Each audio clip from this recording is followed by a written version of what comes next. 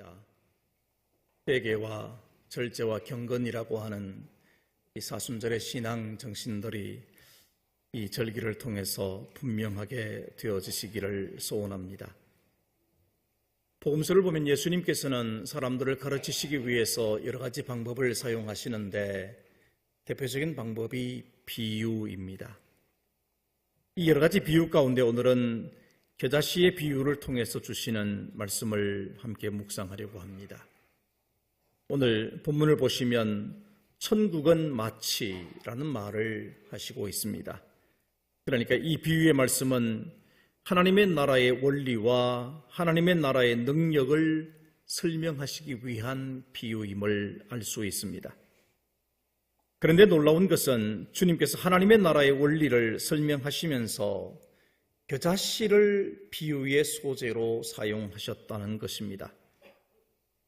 상상하기조차 어려운 그 엄청나고 놀라운 하나님의 나라, 우리의 생각으로는 감히 청량할 수 없을 만큼의 놀라운 그 하나님의 나라를 하필이면 씨앗 중에서 가장 작은 씨앗인 겨자씨에 비유했을까, 이런 생각을 하게 되는 것입니다. 여러분, 겨자씨가 얼마나 작은가 하면 여러분이 평소에 사용하시는 참깨를 반으로 나눈 것보다 더 작습니다. 제가 지금 겨자씨를 하나 가지고 있는데 앞에 계신 분들은 못 보실 겁니다. 너무 작아서. 우리 찬양 대원들은 보실 수 있을 것 같습니다. 혹시 보이십니까? 네, 이런 정도입니다. 굉장히 작은 씨앗이에요. 그런데 이 작은 씨앗, 여러분, 우리나라 사람들은 작다는 것을 표현할 때 뭐라고 표현합니까? 세 발의 피다, 좁쌀만하다, 이렇게 말하잖아요.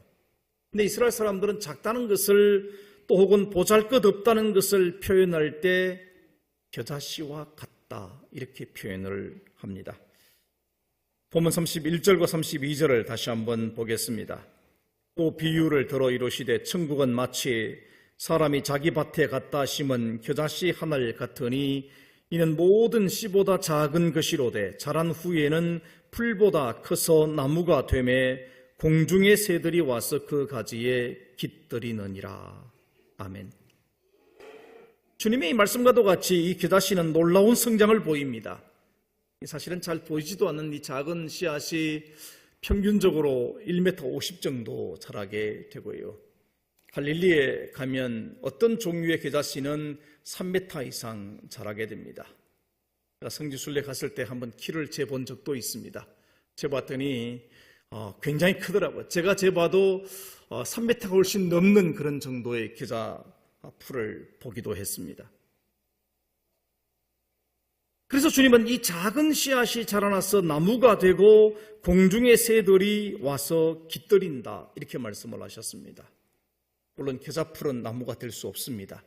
왜냐하면 겨자는 1년생 풀이기 때문에 나무는 될 수 없습니다. 다만 새들이 깃들일 만큼 크게 높이 자란다는 것이고요. 새들이 집을 짓고 번식하는 것인데 이것은 그 그늘 아래 번식하는 것입니다. 마치 종달새가 보리밭과 밀밭 사이에 거기에 둥지를 틀고 새끼를 키우는 것처럼 이 겨자 풀밭 아래에다가 이 깃들이게 되는 것이죠. 이러한 겨자의 성장의 모습이 하나님 나라의 성장과 같다, 주님은 그렇게 말씀을 하시고 있는 것입니다. 참으로 하나님의 나라는 작은 것으로부터 시작이 됩니다. 주님께서 전파하신 하나님 나라의 복음은 팔레스타인 지방의 갈릴리 호수 근방의 작은 마을에서 시작이 되었습니다. 그 복음을 처음 들었던 사람들은 고기 잡는 어부들이었고 당시의 사회 속에서 천대를 받았던 세리와 창기와 죄인으로 취급되었던 사람들. 성경은 그저 무리들이라고 표현된 사람들입니다. 심지어 예수님께서 3년 동안 복음을 전하고 이적을 베풀었지만 유대 사회에서는 인정을 받지 못했습니다. 오히려 이상한 도를 전하는 집단으로 생각을 했죠. 그래서 지도자인 예수님만 죽이면 그를 따르는 무리들은 자연적으로 소멸할 것이라고 생각을 했습니다. 그런데 그 복음은 어떻습니까?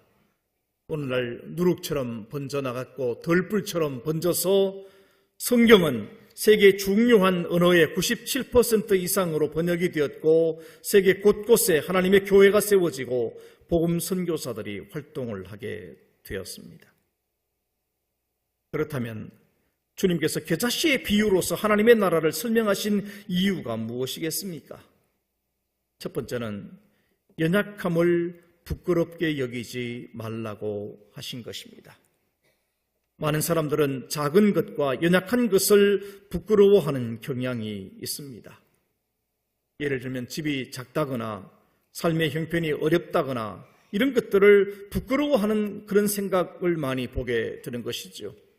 아마도 이것은 큰 것을 선호하는 사회적인 흐름 때문일 것입니다. 오래전에 기독교 신문에 인상적인 기사가 하나 실렸습니다. 박스 기사로 한국 제일 큰 교회가 문을 닫다 이렇게 신문이 났습니다. 한국 제일 큰 교회가 어디입니까? 사람들 깜짝 놀랐습니다. 여의도 순복음교회가 문을 닫았나 이런 생각을 했는데 그 기사를 자세히 보고는 다 웃었습니다.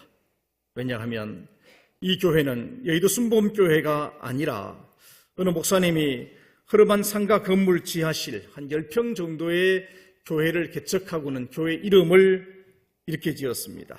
한국 제일 큰 교회.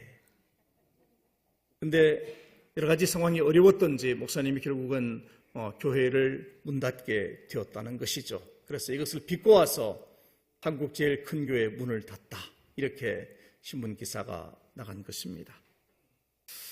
여러분, 크다는 것에 대한 우월감이나 동경심이 예부터 있었던 것 같습니다. 야, 왕을 왕이라고 하면 좋은데 그냥 왕이라고 하지 않죠. 거기다 대자를 붙여서 세종대왕이라고 말하고요. 수양대군이라고 말하고 큰 길을 우리 그냥 길이라고 그러면 좋은데 대로라고 말하고 다리도 뭐라고 그럽니까? 조금만 크면 대교 이렇게 표현을 합니다. 사실 지금도 큰 것을 선호하는 사상이 사람들의 생각을 지배하고 있습니다. 대형 마켓의 물건이 더 좋을 것 같고 대단히 아파트 단지가 더 좋을 것 같고 심지어는 먹는 과일도 커야만 된다고 생각을 하시는 것 같습니다. 심지어 교회도 큰 교회를 선호하는 사상이 사실은 넘쳐나고 있습니다. 이러한 사회문화적인 현상은 앞으로도 쉽게 변하지 않을 것 같습니다. 여러분, 그러나 하나님의 나라의 원리는 다릅니다. 세상에서는 작은 것을 무시하지만 성경은 오히려 낮아지면 높아진다고 말씀하시고 약한 자를 통하여 강한 자를 부끄럽게 하신다고 말씀하고 있기 때문입니다. 하나님께 아름답게 쓰임받았던 인물들을 생각해 보십시오. 그들은 결코 훌륭한 조건을 갖춘 사람들이 아니었음을 우리는 금방 알게 됩니다. 삭개오의 특징이 무엇입니까? 성경은 그를 향해서 묘사할 때 그의 작은 키를 언급하고 있습니다. 신약 성경의 가장 첫 번째 복음서, 오늘 우리가 읽고 있는 이 마태복음을 기록했다고 하는 마태는 누구입니까? 그는 본래 직업이 세리였습니다. 주님께서 수가성 우물가에서 만났던 여인의 과거는 어떻습니까? 그녀의 과거는 대단히 복잡해서 남편을 5번이나 바꾸었던 그런 사람들의 무시를 당하는 그런 사람이었습니다. 예수님의 수제자 베드로도 그렇게 좋은 출신 성분의 사람이 아닙니다. 갈릴리 바다에서 어릴 때부터 고기잡이로 잔뼈가 굵은 어부였습니다. 이처럼 주님께 서임받았던 사람들은 하찮은 겨자씨처럼 별로 내세울 것이 없는 그런 사람들이었습니다. 그럼에도 불구하고 예수 그리스도를 만났을 때, 예수 그리스도의 말씀을 들었을 때, 그리스도의 손을 붙잡았을 때, 성령의 능력을 받았을 때 그들은 하나님께 쓰임 받았습니다. 성경의 표현대로 세상이 감당치 못할 사람들이 되었습니다.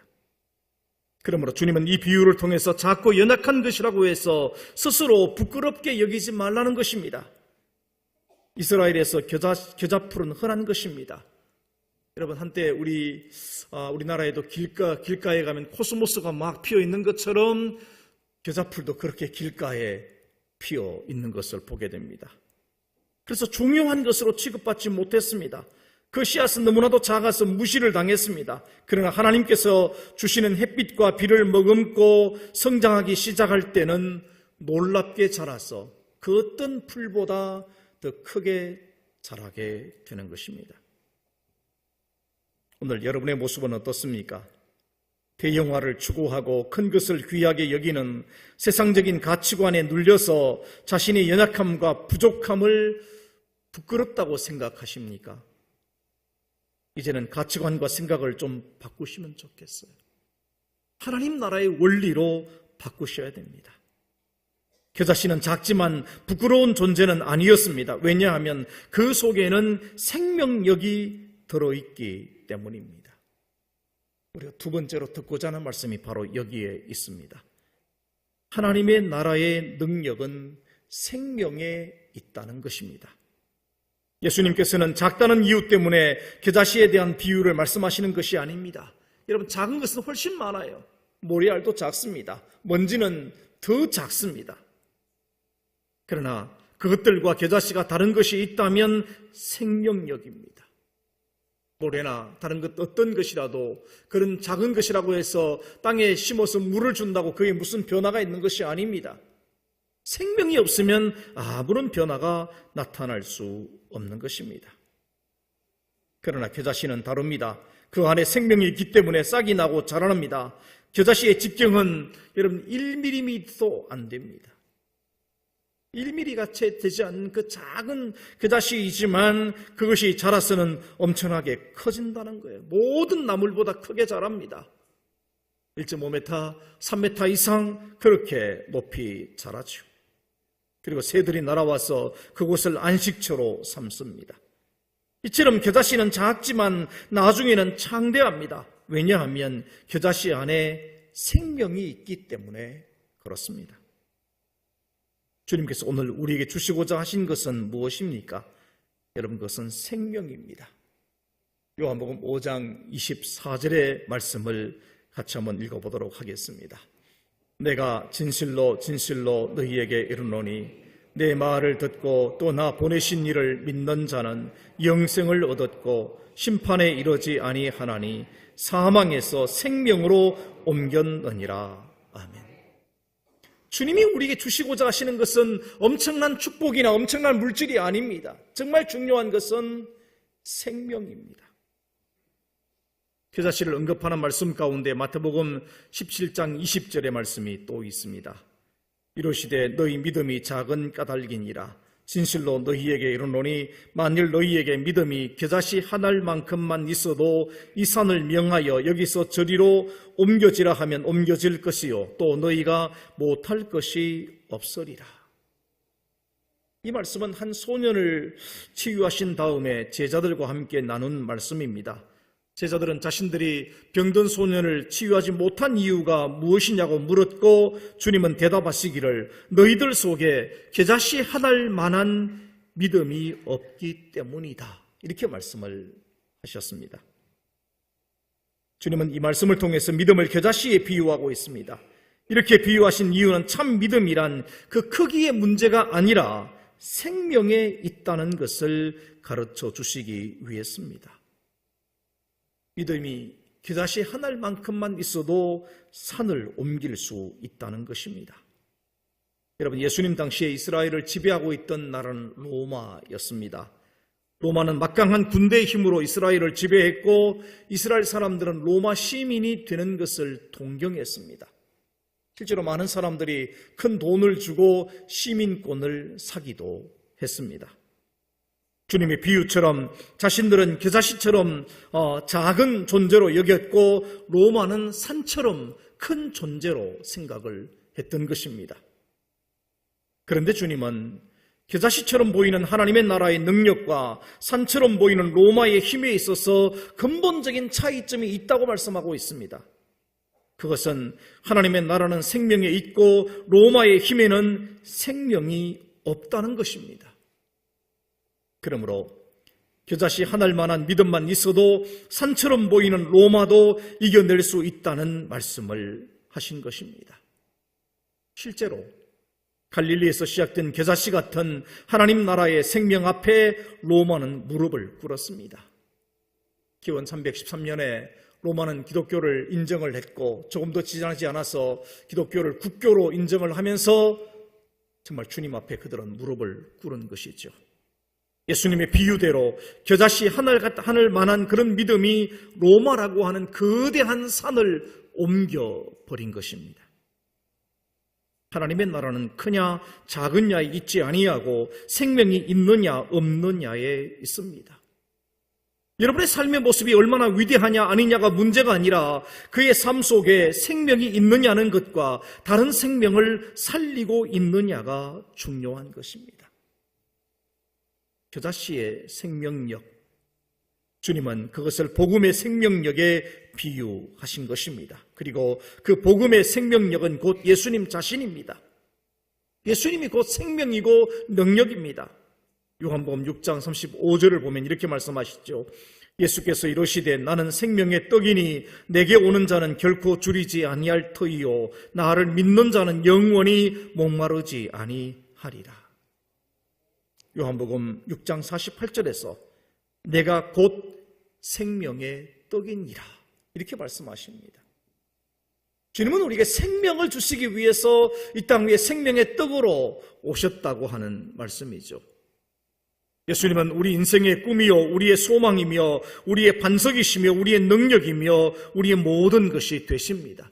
그러므로 생명이신 예수님을 붙잡고 있을 때 우리는 모든 것을 다 잡고 있는 것입니다. 그러므로 예수님은 하늘과 땅의 모든 권세를 다 가지셨다고 말씀하시면서 그 작은 무리, 여러분 11명의 제자들을 향해서 뭐라고 말씀하셨는지 아십니까? 가서 모든 족속으로 제자를 삼고 그들에게 복음을 가르치라 이렇게 말씀하고 있습니다. 지금 수천 수만 명의 사람을 놓고 이 말씀을 하신 것이 아닙니다. 겨우 11명의 제자를 놓고 너희는 모든 족속에게 가서 그들을 제자로 삼고 그리고 그들에게 복음을 가르쳐라 이렇게 말씀하고 있습니다. 어떻게 그것이 가능합니까? 주님은 한 말씀을 더 하시죠. 이렇게 말씀하십니다. 볼지어다 세상 끝날까지 내가 항상 너희와 함께 있겠다. 여기에 그 비밀이 있는 것입니다. 생명 되신 주님이 우리와 함께 하시기 때문에 우리가 이 엄청난 일들을 감당해낼 수 있다고 말씀하고 있는 것이죠. 스코틀랜드에서 있었던 일입니다. 사람들 앞에서 크게 인정을 받지 못하는 두 목사님이 마주 앉아서 자신의 피곤한 목회 생활 이야기를 서로 나누었습니다. 한 목사님이 말씀하십니다. 나는 지나간 3년 동안 사역을 했지만 사실 진정한 의미에서 거듭난 성도는 로버트 마펫이라는 청년 한 사람밖에 얻지 못했습니다. 또 한 목사님이 말씀을 하셨습니다. 나는 최근에 우리 교회에서 한 주간 동안 부흥회를 가졌는데 커다란 기대를 걸고 이 집회를 인도했지만 한 사람밖에 얻지 못했습니다. 여러분, 그런데 수년 후에 놀라운 사건이 일어났습니다. 이 한 목사님을 통해서 3년 만에 얻었던 한 명의 결신자인 로버트 마펫은 아프리카 선교의 기초를 놓은 선교사가 되었습니다. 일주일 동안 집회를 해서 겨우 얻은 한 사람, 사실 그는 원래 그 결심을 할 때 소년이었습니다. 리빙스턴이죠. 유일한 결신자인 리빙스턴은 아프리카 대륙의 예수 그리스도의 복음의 불을 지피는 위대한 선교사의 삶을 살았던 것입니다. 여러분, 하나님의 나라의 능력은 크냐 작으냐의 문제가 아니라 생명이 있느냐 없느냐의 문제입니다. 마지막으로 주님께서 오늘 이 비유를 말씀하신 이유가 또 있습니다. 그것은 이웃에게 좋은 영향력을 끼쳐야 한다는 말씀입니다. 우리 그리스도인들이 비록 겨자씨와 같이 연약한 존재이지만 창대케 되어서 이웃에게 거룩한 영향력을 끼치는 삶을 살아가야 한다 말씀하고 있습니다. 32절을 다시 한번 보십시다. 이는 모든 씨보다 작은 것이로되 자란 후에는 풀보다 커서 나무가 되매 공중의 새들이 와서 그 가지에 깃들이느니라. 이 눈에 잘 보이지도 않을 만큼 작은 겨자씨 하나가 땅에 심어졌습니다. 싹이 납니다. 나물보다 커졌습니다. 그리고 좀 더 자라서 이제는 나무처럼 키가 커졌습니다. 새들이 그 그늘 아래 와서 둥지를 털고 알을 낳고 새끼를 키워냅니다. 이 말씀은 우리에게 중요한 교훈을 주고 있습니다. 그리스도인은 다른 사람들에게 복이 되는 삶을 살아가야 한다는 것을 의미합니다. 하나님은 아브라함에게 복을 주시고 약속하실 때 단지 아브라함만 잘 되는 복을 주시겠다고 말씀하지 않으셨습니다. 창세기 12장 2절과 3절을 제가 읽어보겠습니다. 내가 너로 큰 민족을 이루고 내게 복을 주어 내 이름을 창대하게 하리니 너는 복이 될지라. 너를 축복하는 자에게는 내가 복을 내리고 너를 저주하는 자에게는 내가 저주하리니 땅의 모든 족속이, 여러분, 땅의 모든 족속이 너로 말미암아 복을 얻을 것이라 하신지라. 그리스도인은 하나님이 주시는 복을 누리고 살아야 합니다. 그리고 하나님이 주신 복으로 다른 사람들을 복되게 하는 삶을 살아야 합니다. 여러분, 할 수만 있다면 열심히 배우십시오. 할 수만 있다면 열심히 일하셔야 됩니다. 여러분이 하고 있는 직장 생활에 최선을 다하시고 여러분이 하고 있는 사업이 번창하도록 하셔야 됩니다. 그렇게 해서 세계의 역사와 이 나라와 사회에 좋은 영향력을 끼치는 삶을 살아가셔야 합니다. 하나님의 영광을 드러내는 삶을 사셔야 합니다. 오늘 우리 안에 겨자씨의 꿈이 있어야 합니다. 그렇게 될 때 하나님의 나라가 그 안에서 확장되고 열매를 맺게 될 것입니다. 사랑하는 성도 여러분, 오늘 우리의 모습은 어떻습니까? 스스로 생각하기에 작고 보잘것없으며 연약하고 큰 능력이 없어서 부끄럽다고 생각하십니까? 그러나 참 생명이신 예수 그리스도를 영접하고 주님께서 여러분 가운데 계심을 믿으신다면 이제 여러분들은 더 이상 부끄러운 존재가 아닙니다. 예수 그리스도를 영접하셨다면, 예수님을 나의 구세주로 믿으신다면 여러분은 이미 생명을 지닌 존재가 되신 겁니다. 그러므로 우리 안에 엄청난 가능성과 잠재력이 있음을 믿고 창대케 될 비전을 가지시기 바랍니다. 그리고 어떤 위치에 있든지 어떤 자리에 있든지 최선을 다해서 여러분 주변에 거룩한 영향력을 끼치시기를 바랍니다. 겨자씨의 생명, 겨자씨의 이 믿음으로 담대하게 세상을 살아가는 그리스도인들이 되시기를 주님의 이름으로 축원합니다. 기도하겠습니다. 거룩하신 아버지 하나님, 우리를 불러서 하나님의 거룩한 백성으로 삼아주신 것을 감사합니다. 예수 그리스도를 영접함으로 우리 안에 생명을 주셔서 참 생명의 사람이 되게 하신 것을 감사합니다. 겨자씨 하나일 만한 생명 있는 믿음을 가졌다면 산을 옮길 만큼 능력이 있다고 주님이 말씀해 주셨습니다. 이 말씀을 믿으며 아버지 하나님, 우리 자신을 부끄럽게 여길 것이 아니라 생명 있는 존재로서 그 가치와 의미를 드러내는 삶을 살게 하여 주옵소서. 예수님 거룩하신 이름으로 기도하옵나이다. 아멘.